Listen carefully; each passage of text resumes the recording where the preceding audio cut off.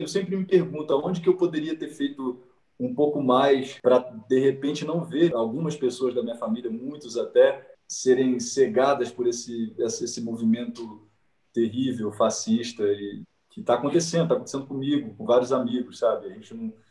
Será que faltou comunicação? Será que faltou pop? Faltou ser mais pop ainda, entendeu?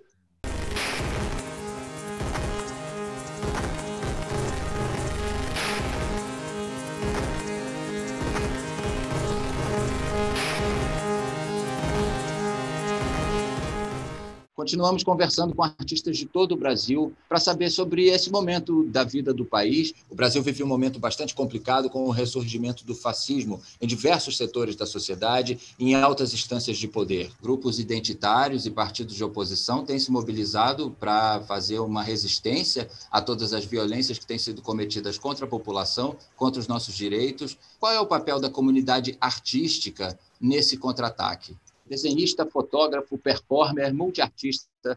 Vamos conversar, senhoras e senhores, com Arthur Scovino. Olá, Arthur, seja bem-vindo ao Teatro Vila Velha, bem-vindo ao Vila Virtual. Obrigado, querido. Que prazer esse convite do Vila Velha. Arthur, sobre a nossa questão aqui, né, a nossa questão da série, né, como é que as artes podem reagir nesse momento a toda a violência política e social que está acontecendo no país? E aí eu te pergunto especificamente as artes visuais. Como é que as artes podem se manifestar nesse momento para a gente organizar esse contra-ataque? É um pouco difícil de dar uma resposta, de usar uma resposta para isso, né? Mas acho que principalmente as artes visuais têm feito até antes, né? Até antes desse problema, desse caos que estamos vivendo, uma tentativa, né? Eu acho que eu sempre penso no olhar a história, sabe? Olhar os nossos antecessores, olhar o passado, não como uma cobrança de algo errado que foi feito, mas uma maneira também de tentar entender o que a gente pode fazer agora de diferente, saca? Sim. Acho que é bem por aí que eu penso, assim, não esquecer as coisas que aconteceu, e tentar, porque eu acho que tem é quase impossível a gente, vou repetir aquilo que todo mundo fala, né? Tudo é política, né? Na nossa vida, a viver, existir, né? Então, as artes visuais, acho que junto com em alguns momentos históricos, por exemplo, que a gente está, a nossa geração pelo menos, tem a referência mais próxima, foi o momento que as artes visuais teve a junção mais forte com as outras artes também, sabe? Entra por um lado dos pensadores, né? Não só pelo lado da academia, mas de outros grupos, como o grupo de teatro, o grupo da música, na fase do Brasil da Tropicália, por exemplo, onde várias cabeças acrescentavam coisas, sabe? A gente tem isso de uma maneira forte para a nossa inspiração, né? Para a nossa formação, tá tudo na gente, mas tem coisas que são de agora e a gente não sabe muito bem o que fazer com isso até, né? Como se fosse dar um prosseguimento. As pessoas falam muito de uma nova vanguarda, de uma nova força. Eu não acredito muito nisso. Eu acho que as coisas acontecem de maneira natural, mas eu acho interessante também refletir sobre os períodos históricos, assim. Você faz um sucesso grande na internet, né? Eu conheci o seu trabalho via internet. Eu estava vendo um site e, de repente, me apareceu uma foto daquela sequência de capas de discos da Gal Costa, que você leva para passear. E eu achei aquilo muito curioso, assim, o trabalho de um artista plástico, um artista visual, com um conceito, chegando através de um blog, assim, comum que eu estava ali lendo. E aí comecei a reparar essa entrada, né, nesse espaço. Você é de uma geração que já vem com a internet junto, né? Mas as artes visuais sempre estiveram em espaços mais, como as galerias de arte, os museus e tudo, para sair para as ruas, né? Foi também um outro momento, e agora chega na internet. Como é que é essa relação? Eu acho que isso é uma posição de ideologia até. Claro que tem a facilidade que a internet tem para a nossa questão da comunicação mesmo, né? Mas quando você fala, por exemplo, desse trabalho que eu fiz, que vai fazer 10 anos no ano que vem, eu caracterizo assim até o meu primeiro trabalho. A minha carreira de artista visual, por exemplo, eu considero com esse trabalho que, diferentemente, não é representado por nenhuma galeria ou instituição. Foi um trabalho que eu fiz sozinho, lancei na internet e fui para a rua com ele, com a capa dos discos da Gal. E ele existiu na realidade, nos encontros provocados e queridos que aconteciam na rua, mas principalmente na internet, porque era uma mania de sair de Salvador também. Eu morava em Salvador, fazia esse trânsito entre o lugar onde eu morava e a faculdade, e hoje eu acredito nisso. Tipo assim, eu tenho repetido isso de uma maneira, não, talvez não tão consciente no início, mas de uma maneira do artista ter mais autonomia das suas produções, dos seus pensamentos, que é uma coisa que a internet possibilita, tanto da venda quanto da afirmação, sabe? De trabalhar mesmo, sem depender dessa autonomia. Geralmente, um artista conta a carreira quando faz a sua primeira exposição. E eu estou contando a partir do momento que eu levei um trabalho não, nem pronto, porque era um trabalho em processo e ficou até hoje, mas um trabalho elaborado para a rua. Assim. E eu tinha essa consciência também de algo que eu pesquisava na faculdade, de como levar isso para além da pesquisa, sabe? Como tirar a linguagem acadêmica do que eu estudava, do que eu gostava, e transpor isso para a realidade da vida, assim. E acho que a internet é isso, hoje mais do que nunca a gente vê, né? É uma extensão da nossa vida, da nossa comunicação. Nós somos feitos de comunicação. E eu faço isso desde o início. Eu lancei minha última exposição, por exemplo, totalmente virtual dentro da minha casa. Então, fiz a série das borboletas, que era uma coisa também pessoal, mas que acontecia no meu quintal em Salvador, mas que também através da internet, não, ou pelo Instagram, Facebook ou blog, como você falou, mas uma maneira livre de comunicar. Isso você falou aí, é uma posição política, né? Isso vem romper um ciclo, né? Que de repente poderia estar, digamos, engessando as artes de alguma maneira, não? Esse trabalho, por exemplo, é extremamente popular, né? Viral, né? Essa sequência da Gal, né? Com a internet, você alcança públicos que você não alcançaria no espaço, digamos, de galerias ou no circuito das artes visuais? Eu não sei nem dizer se uma coisa atrapalha a outra, mas eu digo no sentido de não ter esse convite da instituição. Eu estava com um trabalho na mão, era urgente para mim, fazia parte da minha pesquisa, não tinha currículo de artista nenhum, não tinha nenhum outro trabalho antes desse, mas queria fazer. Então, o blog, para mim, virou o espaço desse trabalho existir, além dos encontros na rua. Quando você fala de uma questão política, é interessante que, por aquilo que eu falei no início, a primeira coisa que passava na minha cabeça era uma pesquisa voltada para as artes visuais dos artistas que são os nomes da criação da Tropicália, por exemplo, que são artistas visuais, que a gente conhece o movimento através da música, né? Através dos artistas da Rita Lee, Caetano, Tom Zé, Gal, Gil, só que a gente não fala além de Hélio Ticica, de quem foram os nomes que criaram a Tropicália. Então, assim, quando eu saía para a rua com as capas do disco na mão, uma feita por Dicinho,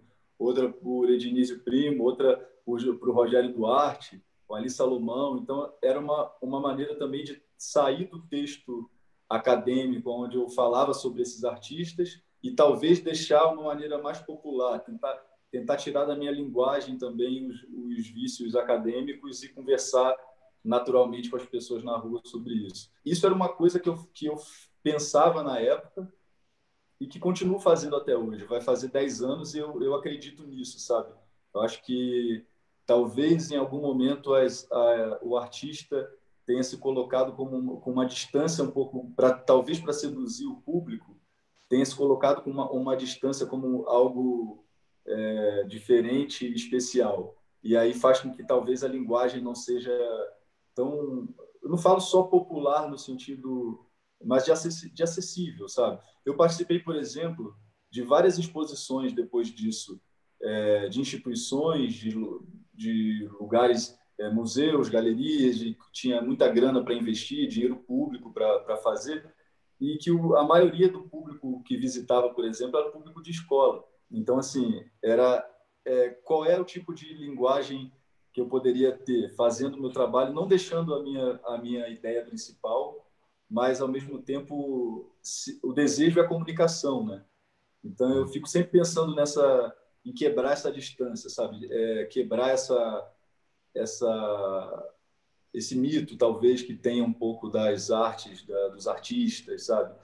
Então, é uma coisa que levar, por exemplo, um disco da Gal feito por um artista da Tropicália com uma mensagem super forte, política da década de 70, há 10 anos atrás era poesia na minha cabeça, muito diferente do que do que seria hoje. Eu continuo fazendo esse trabalho, no sentido de levar o disco para passear. Usar a capa como um amuleto, como um estandarte, como uma maneira de botar a imagem dessa criação na rua de novo. Mas as coisas se transformam, né? A gente está aqui falando, o motivo de existir esse programa, por exemplo, começa por essa coisa terrível atual que a gente nem imaginou que poderia acontecer de novo. Então, é algo que eu sempre gosto de falar, assim, é uma oportunidade interna de entender como isso continua e como isso transforma dentro da minha cabeça, né? Existe, você falou aí do tropicalismo, né? O tropicalismo foi uma organização, assim, uma arregimentação de muitos artistas, né? E de várias áreas, né? Como você está dizendo, que não só da música, mas das artes plásticas, né? Das artes visuais. E outras pessoas foram poetas, foram influenciados, né? Escritores, muita gente foi influenciada. Você trabalha com outras linguagens, com outros artistas, você troca ideias, você transita entre linguagens, né? Porque você também trabalha com performance, né? Como é que é isso para você, essa troca com outras linguagens?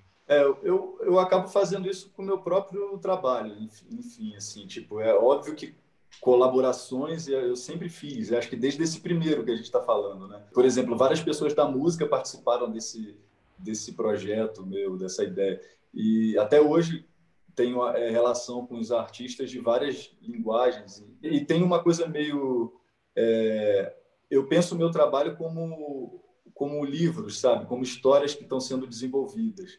Então, como você começou falando que eu faço desenhos, fotografias e tal, eu acho que eu escolho a linguagem como vou apresentar devido no momento. Assim, eu não sei muito bem como funciona. Eu acho que é mais importante a história e é mais importante o estímulo e ver essas imagens criando do que a fotografia ou o desenho ou a performance.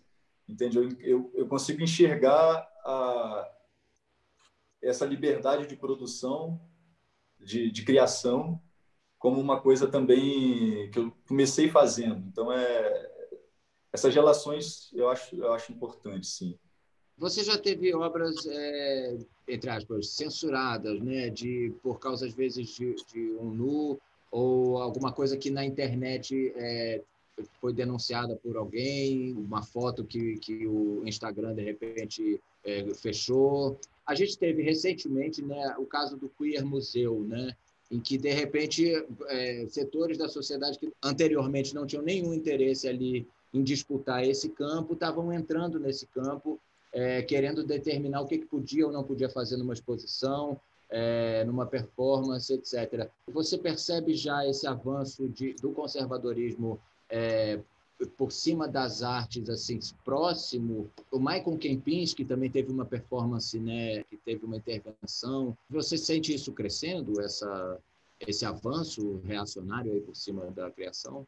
É engraçado, você fez uma comparação que eu nunca havia pensado antes. Assim, eu acho que essa é gravíssimo, né? Isso que aconteceu e que vem acontecendo, já tem um tempo já que vem acontecendo, esse tipo de censura tosca de obras que já estão sendo apresentadas, que já foram apresentadas antes, e a gente tem a questão do menor de 18 anos e tudo, mas você fez uma comparação da censura das próprias redes sociais. Eu acho que nesse caso, assim, não vejo muito problema. Eu acho que driblar essas coisas faz parte até de como a gente usa essas coisas que já estão aí, né? Tipo, faz parte do sistema. É gostoso driblar e tal. Não encaro isso como uma coisa de censura gravíssima.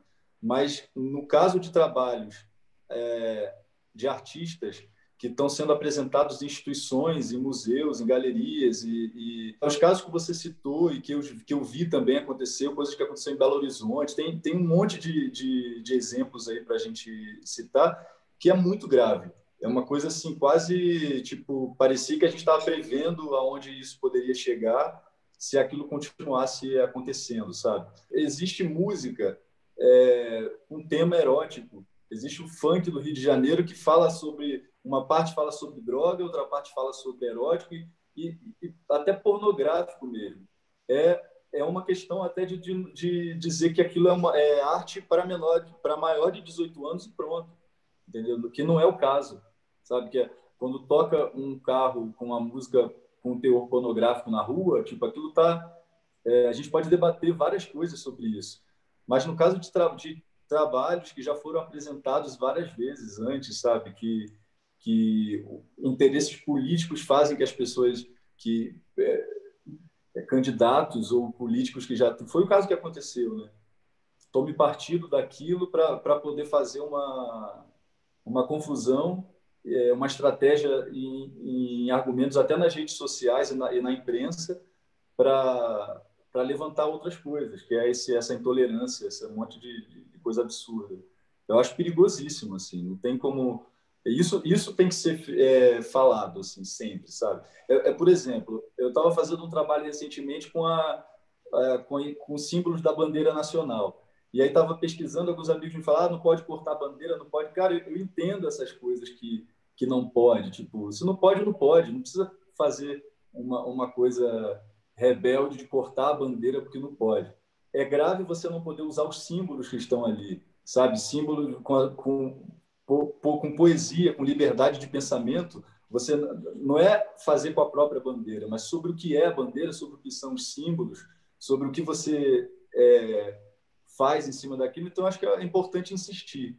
Como é importante insistir se você quer fazer arte para maior de 18 anos com teor de nudez ou pornografia. Isso faz parte da criação desde sempre. Eu não acho que a gente tem que ficar reclamando quando é exagero, mas também ficar quieto é estranho, sabe?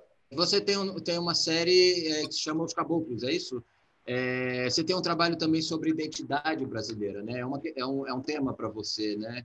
Como é que é? Me fala um pouco desse trabalho. Talvez aí seja a parte política mais explícita assim, no trabalho que eu faço, porque desde que eu me mudei para Salvador, eu, eu enxerguei no Caboclo do 2 de Julho, em tudo que tem em torno dele, tanto da história que se aprende no hino, no próprio dia do 2 de julho, enfim, toda a história, uma semelhança quer dizer, não semelhança, mas eu mesmo com uma questão poética e de comparação da minha cidade no Rio de Janeiro, que é São Gonçalo, que é onde nasceu a Umbanda. Então, eu meio que comecei a entender um caboclo que fica entre o caboclo da Umbanda de São Gonçalo e o caboclo do 2 de Julho de Salvador.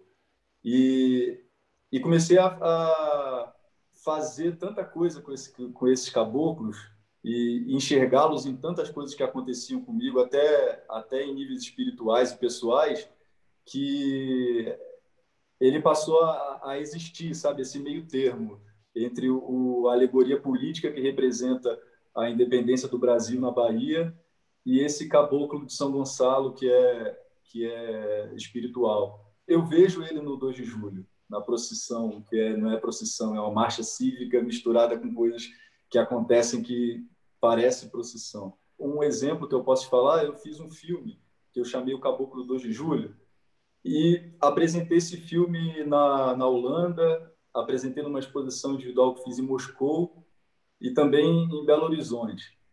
E é engraçado porque em Belo Horizonte teve uma passagem que, depois que eu exibi o filme e abri por uma série de conversas, as pessoas começaram a me elogiar pela criação do filme como uma coisa totalmente... Como se fosse... Alguém falou assim, parece a Bruxa de Blair, uma coisa do cinema. Aí depois eu entendi o que eles estavam querendo dizer. Eles acharam que eu estava fazendo uma montagem com cenas do carnaval, com cenas da parada gay e com cenas de uma coisa que eu criei, que era essa marcha do 2 de julho da independência do Brasil. Então, aí eu percebi que realmente é uma coisa muito forte, que o Brasil não tem noção do que acontece na Bahia toda quando se fala da independência do Brasil, sabe? E esse caboclo está no topo de um monumento público, desde que eu comecei a entender, porque eu ia a Salvador há muitos anos antes de morar em Salvador, mas participar do cortejo de 2 de julho, de tudo, falar da independência, aquilo me causou uma noção de força muito diferente, assim, que o resto do Brasil precisa conhecer, principalmente agora que eu tenho uma tendência mundial a repensar os monumentos públicos, né? Eu acho que talvez esse seja o único monumento público que a gente tem no Brasil que coloca o povo lá em cima, a representação alegórica que o caboclo representa, que é o povo que lutou, o povo brasileiro, baiano, mestiço, enfim, que lutou pela independência do Brasil, no topo, no monumento mais importante de uma cidade, e as outras coisas que podem estar misturadas com europeias e tudo embaixo, assim. No Rio de Janeiro isso é sempre ao contrário, né? Os índios estão embaixo, estão complementando uma construção de uma identidade brasileira que a gente fala desde a semana de 22, tropicalismo e tal, mas em cima tem o europeu, tem o colonizador. Então, esse é um lambe-lambe que eu tenho de uma fotografia que fiz na Praça do Campo Grande, que eu tenho já fiz algumas vezes a exposição desse lambe, tenho na minha casa, e é uma coisa que eu faço, acho que isso é o início de todo o meu trabalho, sabe? Desde que eu comecei a pensar o que seria, antes de pensar se eu ia fazer desenho ou fotografia, refletir sobre essa história, entender qual é a minha passagem no meio disso tudo, era uma vontade. Você falou aí da Semana de 22, né, que vai fazer 100 anos agora, né? E também da geração dos anos 60 aí, né, também com o tropicalismo, né, que são 2 momentos politicamente muito fortes que foram impulsionados em grande parte pelas artes visuais, quase que principalmente, né, pelas artes visuais, embora também abarcassem outras linguagens. É um intervalo aí de 100 anos. O que você acha que essa geração atual absorveu desses movimentos, desse legado, e de que maneira isso foi metabolizado para ser ou recriado ou reproposto? O que a nova geração guarda na manga aí para a gente que pode ser uma surpresa, um novo movimento artístico? Eu acho que tudo é novo, né? A partir do momento que se faz, em todos os momentos e gerações, é tudo novo. O inédito está até na apropriação, então isso já é uma questão, já é discutido, assim. Mas eu acho que tem uma coisa na raiz disso tudo, que é o resgate, a busca, né? A nossa vontade de se entender, desde desses movimentos que você citou, tipo, tem a volta para o livro de Hans Staden, né? Entender esse lugar no Brasil que tem aquele primeiro, ou talvez único, ritual antropofágico daquela maneira que aconteceu, e um livro que virou best-seller no mundo inteiro, faz parte da história do mundo, e sempre se volta naquilo, né? Como tanto na semana de 22, do tropicalismo e tal.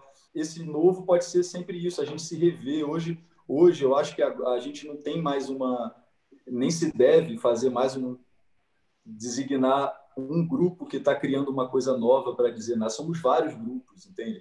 A gente está se reconhecendo pela diversidade, pela nossa maneira de falar várias coisas interessantes e na nossa maneira também de se corrigir, com várias coisas que aconteceu, que a gente tem aprendido nas trocas com amigos, com pessoas de outros pensamentos, outras vivências, outras cidades diferentes que se encontram. Eu acho que esse momento dos 100 anos, pelo menos eu já tenho refletido sobre isso, inclusive tem pouco tempo que eu li novamente esse livro, estou fazendo um ensaio com os artistas do Rio de Janeiro, que tem várias pessoas de teatro, pensamento, professores, performance, e tenho meio que percebido isso, sabe?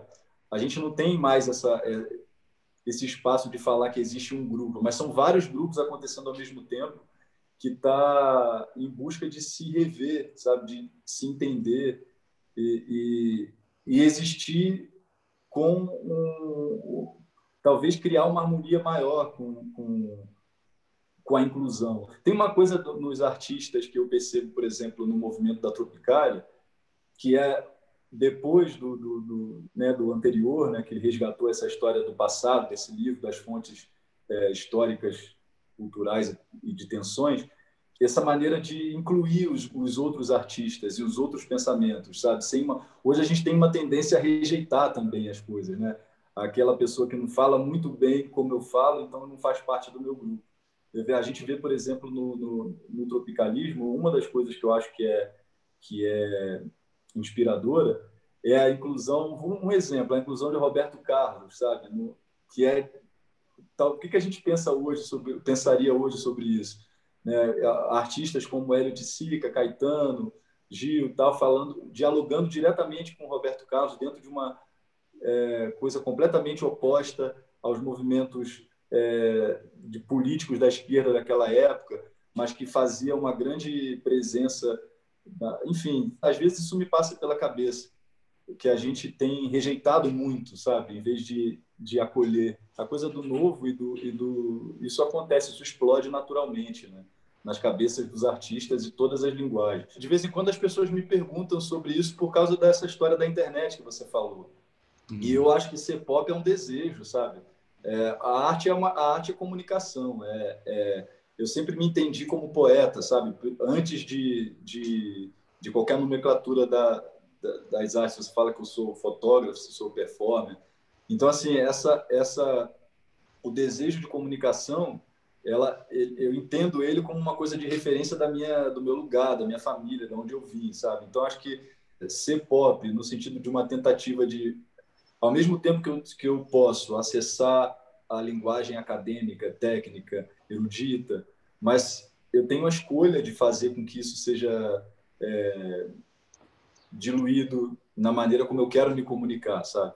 Eu tenho uma tendência também a gostar das coisas muito mais do que não gostar, incluir muito mais do que excluir. E eu acho que esse lado do pop é libertador também. Eu sempre me pergunto aonde que eu poderia ter feito um pouco mais para, de repente, não ver algumas pessoas da minha família, muitos até, serem cegadas por esse movimento terrível, fascista, e que está acontecendo comigo, com vários amigos, sabe? A gente não...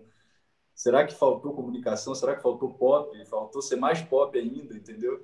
Por que eles não acreditam nos filhos nas pessoas mais jovens da família que estão tentando alertar? Isso é uma coisa quase que confessional que eu estou fazendo aqui com esse monte de pensamento, mas eu acho que eu não tenho nenhuma uma coisa elaborada ainda na minha cabeça, mas de vez em quando isso passa, assim.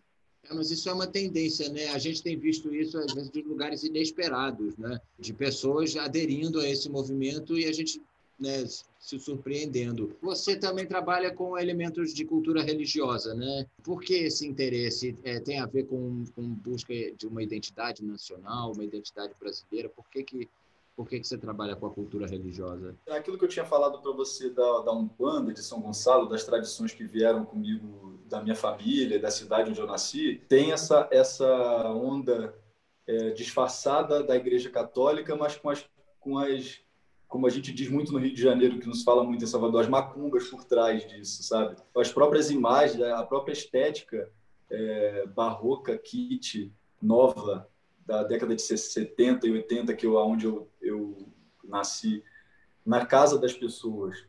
E por trás, sempre, acho que isso é a primeira coisa que me estimulou quando eu comecei a incluir algumas imagens no meu trabalho. Eu tenho feito, como eu fiz na Bienal da Bahia, por exemplo, em 2014, uma ocupação de 3 meses dentro da Igreja dos Aflitos. Eu praticamente morei na igreja, né? Eu abri e fechava as janelas da igreja todo dia e levei o meu ateliê da minha casa para dentro da igreja. Eu entendo, isso é como se fosse um outro livro que eu estou escrevendo, uma outra história que metade é ficção, metade é realidade, aonde a igreja tem o poder de melhorar tudo, sabe? É uma instituição que é a mais antiga do mundo, a Igreja Católica, e a gente já viu ela se retratar e mudar de opinião e pedir desculpa várias vezes durante a história para continuar existindo. Então isso obviamente a gente sabe que isso não vai parar nunca. Eles vão continuar se retratando a cada momento. Isso é uma coisa que, se já aconteceu, a gente tem uma esperança de que vai acontecer de novo, sabe? Talvez seja utópico esse tipo de pensamento, mas eu acredito que a igreja pode virar um lugar de arte e pensamento, sabe? Quando dizerem a verdade. Só que eu faço isso de uma maneira respeitosa e tentando harmonizar com a própria igreja, porque eu tenho amigos padres da igreja de todo o segmento, aqui de São Paulo, por exemplo, do Rio, de Salvador. Faço isso de uma maneira um pouco delicada, baseado na conversa, e, de repente, quando eu me vi, eu estava indo à igreja para rezar de verdade, sabe? Diferente da minha reza de quando eu era criança, daquela reza mostrada pela família, mas eu me vi distanciando daquilo completamente quando eu fiz minha primeira faculdade, que foi História. Eu estudei História no Rio de Janeiro. Era aquela primeira coisa que a gente faz, é ter a repulsa da igreja, que é a causadora de todos os problemas que a gente enfrenta, a culpada de tudo, de todas as injustiças. E aí, de repente, quando eu comecei a pensar nessas coisas, e principalmente pelo gosto, né, pelo gosto estético, pela história, pela arte, aquilo me aproximou de uma ficção de uma utopia, de uma coisa que eu penso ser possível, sabe? A gente até vê, de vez em quando, o Papa soltar umas coisinhas legais, que a gente fica naquela esperança, mas às vezes eu fico pensando que poderia soltar tudo, poderia contar a verdade de tudo, sabe? Falar sobre o que significa Cristo, né? Toda a questão socialista de política por trás daquilo, parar com a palhaçada, sabe? Aquilo não é muito fácil falar essas coisas, não, porque é um pouco delicado. De alguma maneira, ele tá tentando, né? Toda hora ele dá uma dica, né? Ele está tentando, mas aí chamam ele de comunista, né? O Papa comunista. Chamaram ele até de petista aqui. Exatamente, mas é o quê? Cristo é o quê, né?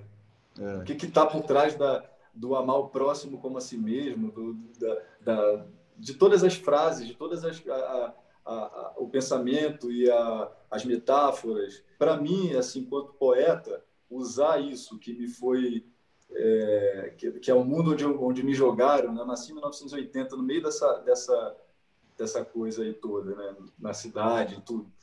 E, de repente, escolhi ir para Salvador e fazer uma outra... Bom, viver de novo, talvez, recomeçando a entender uma outra maneira de existir, que foi importantíssimo. Assim. E acho que isso me fez, inclusive, chegar mais próximo desse pensamento que eu estou tentando te dizer. Eu falo que estou tentando porque você acha que foi a primeira pessoa que me perguntou isso desse jeito, sabe? Então, eu acho que começa pela estética e vai terminando nesse rio de possibilidades aí. Maravilha. Arthur, eu vou convidar aqui Clara. Hoje a gente falou um pouco aqui, né? Falou bastante sobre o seu trabalho e sobre a questão política, falou sobre essa onda do fascismo. Como isso tem impactado no seu trabalho? Eu não sei te explicar isso com muita lógica, assim. Eu acho que eu tenho uma tendência a criar melhor, a fazer melhor no momento de paz, inspiração. Eu não tenho essa coisa dos artistas que criam muito na dor, não, sabe? Misturando isso tudo que a gente falou das questões políticas desastrosas, assim, com a pandemia e com tudo que tem acontecendo, eu tenho a minha parte particular também espiritual e de pensamento, que isso é um momento de desacelerar, é um momento de olhar para dentro de si. Isso reflete também no meu trabalho. Eu tenho feito as coisas um pouco mais comedido, sabe? Um pouco mais de maneira um pouco mais pensada, com cuidado. A gente tem exemplos, tá? Cada pessoa é uma pessoa, cada cabeça é uma cabeça. Tem aquela coisa do artista que, como eu falei no início, que cria melhor na dor, do que essas coisas que acontecem pode ser uma inspiração para criar e tal. Mas como eu tenho a minha particularidade, a minha vida muito forte como base dos trabalhos que eu faço, até quando eu falo sobre coisas de cidade, né? Eu estou falando de São Gonçalo e de Salvador, mas eu me coloco ali um pouco, ou muito, de repente até a questão autobiográfica, que em alguns casos parte da performance para criar outros trabalhos, é de vivenciar aquilo com intensidade. Então, nesse momento que me vejo com medo, com receio de um monte de coisa, com pensamentos muito confusos, essa criação tem respeitado também a maneira como eu tenho levado a vida, sabe?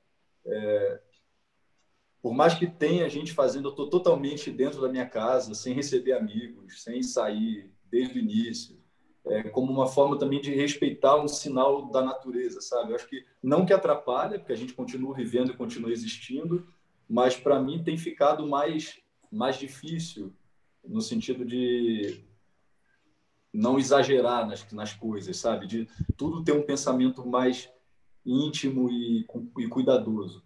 Cuidadoso até no tipo de coisa que eu quero comunicar, né? Só a antropofagia nos une, socialmente, economicamente, filosoficamente. Única lei do mundo. Só me interessa o que não é meu, lei do homem, lei do antropófago. O que atropelava a verdade era a roupa, o impermeável entre o mundo interior e o mundo exterior. A reação contra o homem vestido. O cinema americano informará. Filhos do sol, mãe dos viventes, encontrados e amados ferozmente com toda a hipocrisia da saudade pelos imigrados, pelos traficados e pelos turistas no país da cobra grande. Foi porque nunca tivemos gramáticas, nem coleções de velhos vegetais, e nunca soubemos o que era urbano, suburbano, fronteiriço e continental, preguiçosos no mapa-mundi do Brasil. Uma consciência participante, uma rítmica religiosa, contra todos os importadores de consciência enlatada, a existência palpável da vida. Queremos a Revolução Caraíba, maior que a Revolução Francesa, a unificação de todas as revoltas eficazes na direção do homem. Sem nós, a Europa não teria sequer a sua pobre Declaração dos Direitos do Homem. A Idade de Ouro, anunciado pela América, a Idade de Ouro. Nunca fomos catequizados, vivemos através de um direito sonâmbulo. Fizemos Cristo nascer na Bahia ou em Belém do Pará, mas nunca admitimos o nascimento da lógica entre nós. O espírito recusa-se a conceber o espírito sem o corpo, o antropomorfismo, necessidade da vacina antropofágica, para o equilíbrio contra as religiões de meridiano e as inquisições exteriores. Só podemos atender ao mundo oracular. Tínhamos a justiça, codificação da vingança, a ciência, codificação da magia, antropofagia, a transformação permanente do tabu em totem. Arthur, queria te agradecer demais, muito bacana o papo. Parabéns pelo seu trabalho. Assim, eu te sigo nas redes sociais, tenho acompanhado o seu trabalho, estou virando teu fã, cara. Eu que agradeço, esse convite foi muito bom para mim, assim, adorei Vila Velha ter me chamado. Seja sempre bem-vindo ao teatro e também ao Vila Virtual, agora nosso canal no YouTube. Obrigado a você que está nos assistindo no Vila Virtual. Essa é a nossa segunda temporada de O Contra-Ataque. A primeira temporada ainda está no ar, você pode conferir todos os episódios aqui. Siga nossas redes sociais, nos acompanhe, muita programação do Vila Velha na internet. Até a próxima semana.